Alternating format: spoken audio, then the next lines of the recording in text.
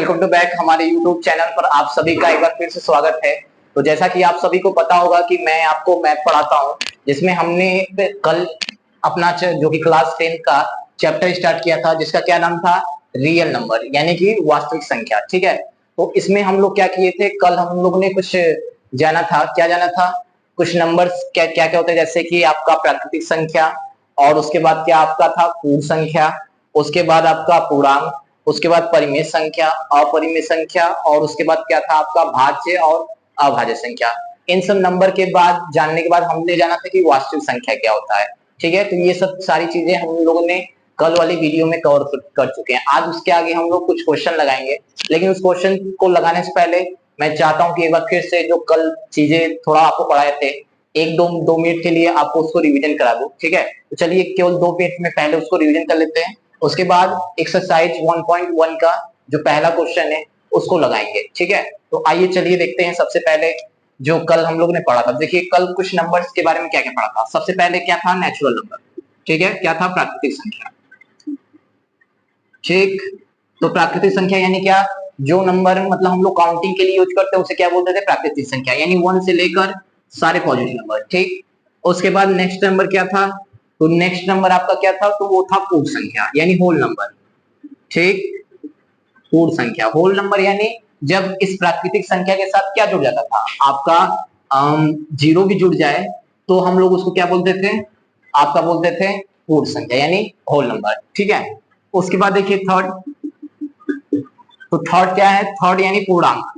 तो पूर्णांक क्या होता है, जब आपका होल नंबर के साथ नेगेटिव नंबर भी जुड़ जाए, यानी कि 0 1 2 3 सारे पॉजिटिव नंबर, और इसके साथ क्या जुड़ जाए, आपका नेगेटिव नंबर भी जुड़ जाए, यानी -1 -2 -3, और ऐसे जहां तक भी आप सोच सकते हैं नेगेटिव नंबर, वो सारे नंबर। ठीक, तो ये था पूर्णांक। इसके बाद हम लोग क्या जाने थे, इसके बाद हम लोग जाने थे आपका परिमेय संख्या। क्या जाने थे, फोर्थ नंबर। फोर्थ नंबर क्या था आपका, परिमेय संख्या। ठीक, परिमेय संख्या क्या था, जिसे हम पी अपन क्यों के रूप में क्या कर रहे हैं, रिप्रेजेंट कर सकें। ठीक, और क्यों किसके इक्वल नहीं होना चाहिए, 0 के इक्वल नहीं होना चाहिए, तो उसे हम लोग क्या बोलते हैं, तो उसे बोलते हैं हम लोग परिमेय संख्या। ठीक है, तो अब इसके बाद तो ये, अब आगे देखिए, तो अगला क्या होता है आपका अपरिमेय संख्या। क्या होता है, अपरिमेय संख्या। ठीक, अपरिमेय संख्या नहीं, बेसिकली जो रूट में आते हैं, जिनका हम लोग जिनका स्क्वायर रूट जो है वो या तो डेसिमल में, मतलब डेसिमल में निकलता है, तो वो क्या होता है नंबर, वो होता है आपका इरेशनल नंबर यानी कि अपरिमेय संख्या। जैसे कि √5 √7, क्यों, क्योंकि इन देखिए √5 का आप जब स्क्वायर रूट या फिर वर्गमूल निकालेंगे तो वो एक एग्जैक्ट नंबर मतलब नहीं निकलेगा। मतलब एग्जैक्ट नंबर का मतलब कि जो निकलेगा स्क्वायर रूट, बट वो किसमें होगा, डेसिमल में, और अगर डेसिमल में आएगा इसका स्क्वायर रूट तो वो कभी भी क्या नहीं हो सकता है, आपका परिमेय संख्या नहीं हो सकता। तो इसलिए ये क्या है, आपका अपरिमेय संख्या है। ठीक है, इसके बाद क्या जाने थे हम लोग, तो इधर लिख देते हैं। इधर लग रहा है कि दिख नहीं रहा होगा आप लोगों को, तो इसलिए थोड़ा सा इधर इसको इरेज कर देते हैं हल्का सा, इधर लिख देते हैं। ठीक है, तो चलिए देखते हैं इधर। इसके बाद हम लोग जाने थे क्या, भाज्य संख्या। कौन सा, नंबर 6 यानी भाज्य संख्या। ठीक, तो भाज्य संख्या क्या होता है, तो भाज्य संख्या यानी आपका क्या हो गया, कंपोजिट नंबर। ठीक है, अब भाज्य संख्या यानी जो या तो मतलब क्या कहते हैं, एक से कटे, अपने से कटे, और इसके अलावा किसी और नंबर से भी कट सकता है, तो उसे हम लोग क्या बोलते हैं, भाज्य संख्या। जैसे कि 6 आपको हो जाएगा, क्योंकि ये 1 से भी कटेगा, खुद से तो कटेगा ही, सिंपल सी बात है, और 2 से भी कटेगा, और 3 से भी कटेगा, 9 भी हो जाएगा आपका, 3 से भी कट जाएगा, 12 हो जाएगा, ऐसे ही। तो ये था भाज्य संख्या। ठीक है, इसके बाद लास्ट हम लोग क्या पढ़े थे आपका, वो क्या था, अभाज्य संख्या। क्या था, अभाज्य संख्या, जिसे हम लोग क्या बोलते हैं, प्राइम नंबर्स। ठीक है, इसे हम लोग क्या बोलते हैं, प्राइम नंबर्स। तो प्राइम नंबर्स क्या होता है, जो ऐसे नंबर जो या तो अपने से कटे या तो 1 से कटे, इसके अलावा किसी और से ना कटे, तो उसे हम लोग क्या बोलते हैं, तो उसे हम लोग बोलते हैं प्राइम नंबर्स। ठीक है, तो उसे क्या बोलते हैं, जैसे कि 2। और सबसे छोटी नंबर अगर कोई कल बताया नहीं था, लेकिन एक इंपॉर्टेंट नोट कर लिख लीजिए कि अगर कोई पूछे कि सबसे छोटी प्राइम नंबर क्या होती है, तो वो आप बोलेंगे क्या होती है सबसे छोटी, 2। ठीक है, तो 2 5 और मतलब 3 भी होगा, 7, ऐसे ही बहुत सारा। तो ये सब चीजें हमने पढ़ा था। ठीक है, और इसके बाद तो फिर हम लोग जाने थे रियल नंबर क्या होता है। तो रियल नंबर को हम लोग क्या जाने थे, अब उसको लिखूंगा नहीं, ठीक है। तो रियल नंबर हम लोग क्या जानते हैं, रियल नंबर क्या होता है, जब रियल नंबर जो होता है परिमेय संख्या और अपरिमेय संख्या, यानी रैशनल नंबर और इरेशनल नंबर का जो सम्मिलित रूप होता है उसी को हम लोग क्या बोलते हैं, परिमेय संख्या, और सॉरी उसे हम लोग क्या बोलते हैं, वास्तविक संख्या। ठीक है, यानी रियल नंबर वास्तविक संख्या क्या होता है, जो वास्तविक संख्या है वो परिमेय और अपरिमेय का क्या होता है, सम्मिलित रूप, रैशनल और इरेशनल नंबर का सम्मिलित रूप। ठीक है, तो ये सब चीजें हम लोग कल पढ़े थे। चलिए आज हम लोग अब बढ़ते हैं अपने एक्सरसाइज 1.1 के पहले क्वेश्चन पर। ठीक है, चलिए ठीक है, तो इसको इरेज कर देते हैं। ठीक, पहले इसको इरेज करते हैं।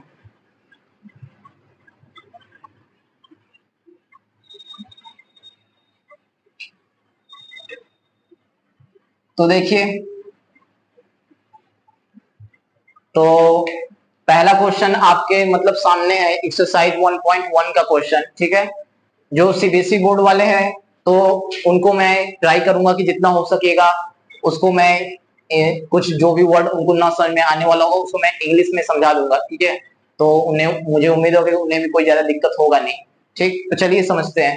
तो देखिए सबसे पहले क्वेश्चन आपके सामने दिख रहा है, क्या है, लिखा है निम्नलिखित संख्याओं के अभाज्य गुणनखंड के रूप में व्यक्त कीजिए।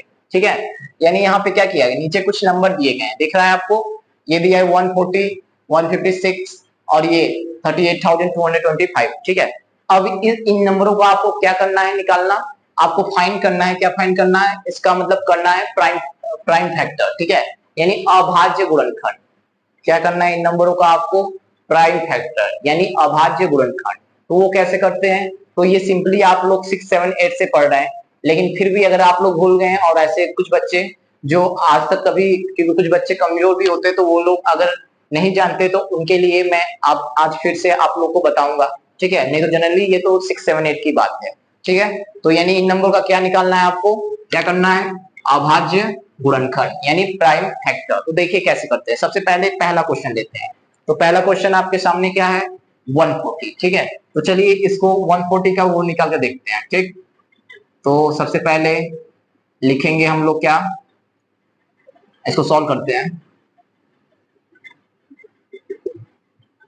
तो देखिए क्या है 140, तो लिखिए पहले 140 को लिखते हैं, थोड़ा सा साइड में लिखते हैं। तो ये आपका क्या 140, फिर एक ऐसे लाइन और एक ऐसे लाइन, सिंपल सा। अब इसके बाद करना क्या है, प्राइम फैक्टर का मतलब कि, अच्छा प्राइम का फैक्टर का मतलब क्या है, यानी फैक्टर तो करना है, बट वो जो उसके फैक्टर में जो भी नंबर आएंगे वो कैसे होने चाहिए, आपके प्राइम होने चाहिए। यानी कैसे होना चाहिए, अभाज्य होना चाहिए।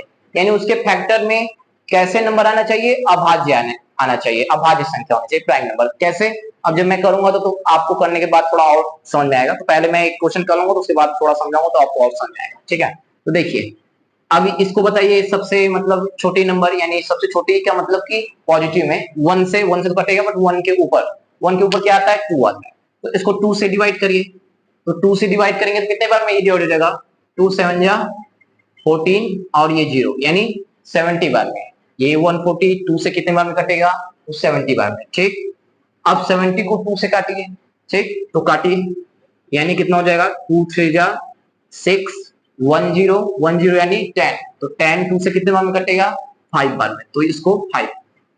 ठीक, अब क्या ये 35 2 से कटेगा, तो ये नहीं कटेगा, तो यानी डिवाइड नहीं होगा। तो आप कोई और नंबर सोचिए, 3 सोचते हैं, नहीं 2 से थोड़ा सा बड़ा नंबर 3, तो 3 से तो ये कटेगा नहीं, 4 से तो कटेगा ही नहीं, तो अब किससे कटेगा, ये नहीं 5 से कटेगा।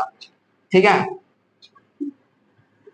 तो यानी ये कैसे कटेगा, 5, तो कितने बार में, 7 बार में। ठीक, और इसके बाद 7 हो जाएगा, कितना हो जाएगा ये 7। ठीक ना, तो ये कर गया।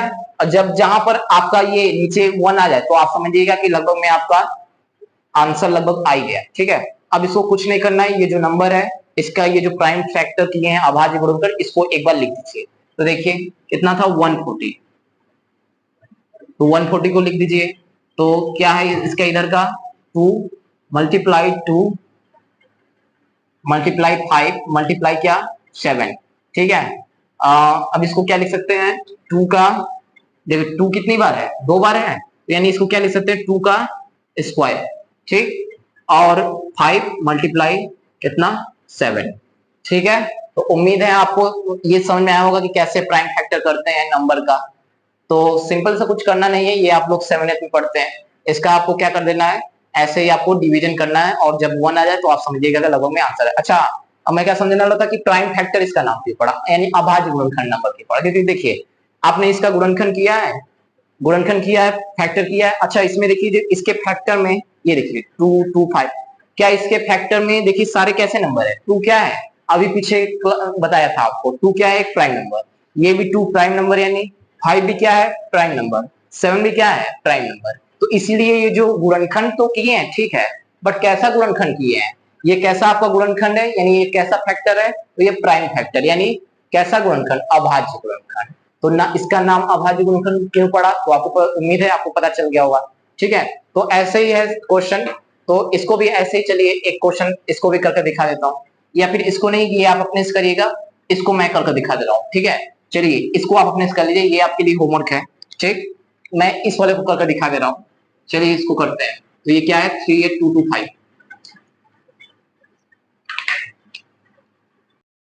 यहाँ पे थोड़ा सा हमसे लिखने में थोड़ा मिस्टेक हो गया था, दरअसल नंबर क्या था, नंबर आपका ये था 3825, और मैंने क्या लिख दिया था, मैंने लिख दिया था 38225, एक 2 और लगा दिया था, तो वो थोड़ा मिस्टेक हो गया था, तो जो कि अब सुधार हो गया है। तो चलिए अब इस क्वेश्चन को देखते हैं ये कैसे सॉल्व होगा। तो बताइए ये किस नंबर से कटेगा, 2 से क्या कट जाएगा, 2 से नहीं कटेगा, बिकॉज लास्ट में जब भी अगर 5 हो तो वो नंबर कभी भी 2 से कट ही नहीं सकता। ठीक, तो क्या 3 से कट जाएगा, तो ये 3 से कट जाएगा, लेकिन अब 3 से काटने के लिए आप ये नहीं कि 3 इसको 3 से डिवाइड करके चेक करने लगेंगे। एक मैं आपको ट्रिक बताता हूँ, कोई भी नंबर 3 से कटेगा या नहीं कटेगा, उसके लिए एक सिंपल सा ट्रिक है कि जिस भी नंबर को आपको चेक करना है कि वो 3 से कटेगा या नहीं कटेगा, तो उसमें जितने भी डिजिट हैं यानी अंक हैं, उस सभी अंक को ऐड कर दीजिए, और ऐड करने में जो भी आंसर आएगा, अगर वो 3 से कटेगा तो 100% ये 3 से ये नंबर भी क्या होगा, 3 से कटेगा।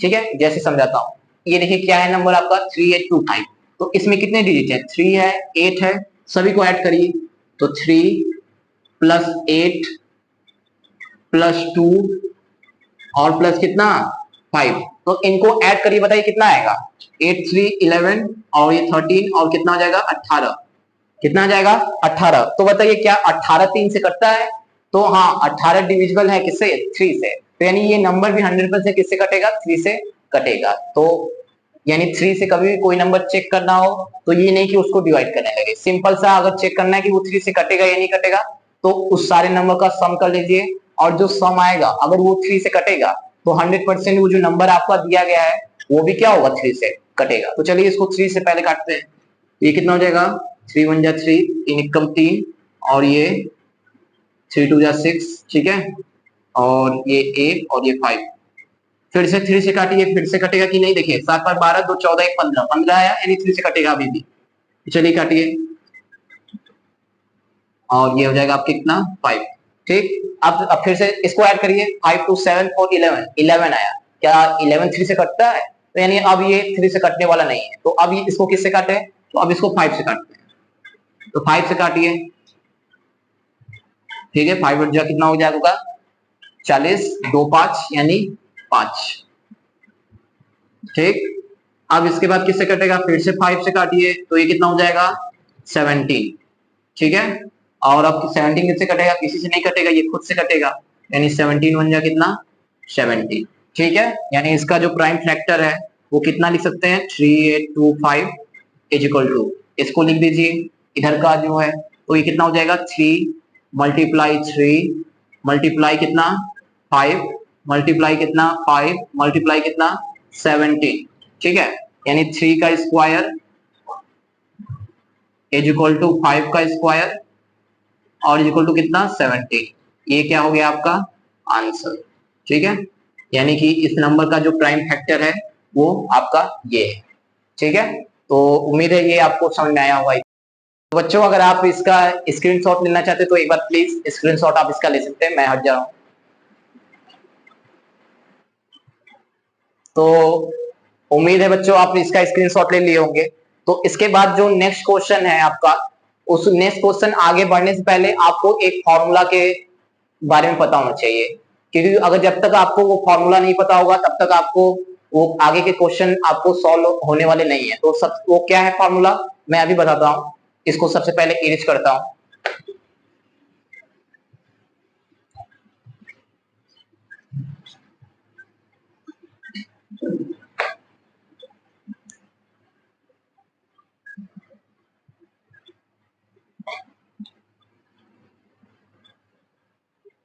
तो देखिए बच्चों, ये क्या है formula.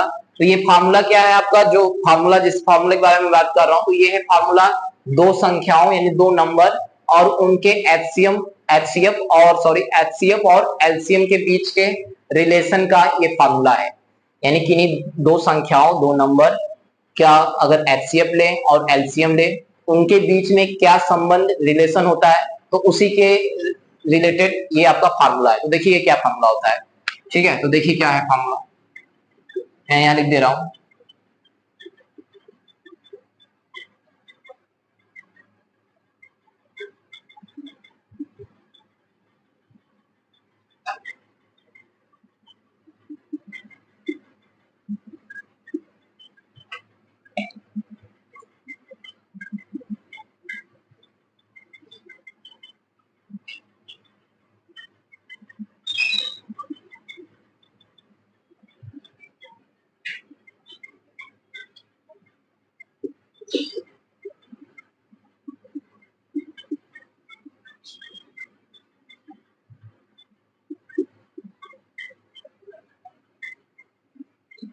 A multiply B is equal to क्या, इनका एचसीएफ मल्टीप्लाई क्या, एलसीएम। तो ये होता है आपका क्या फॉर्मूला। ठीक है, तो इतना समझ में आया आपको। यानी सिंपल सा बात है कि अगर कभी भी कोई दो नंबर दिए हों और उनका एचसीएफ और एलसीएम आपको पता हो, तो उनके बीच का रिलेशन क्या होता है, उन दोनों का जो मल्टीप्लीकेशन होता है यानी गुणनफल, उनके एचसीएफ और एलसीएम के गुणनफल के क्या होता है, इक्वल। यही है सिंपल सा आपका एक फॉर्मूला। किसके किसके बीच में रिलेशन है, ये दो नंबर और उनके एचसीएफ और एलसीएम के बीच का क्या है, रिलेशन। ठीक है, तो आज का वीडियो मैं बट यही खत्म करूंगा, और जो आगे क्वेश्चन है आप इस फॉर्मूले को कल अच्छे से पूरा और पीछे का चीज समझ कर आइएगा। ठीक है, और जो बाकी का इसके आगे का क्वेश्चन है वो मैं आपको नेक्स्ट वीडियो में बताऊंगा। तब तक के लिए धन्यवाद। हमारे यूट्यूब फैमिली को आप ऐसे ही आगे बढ़ते रहिए। धन्यवाद।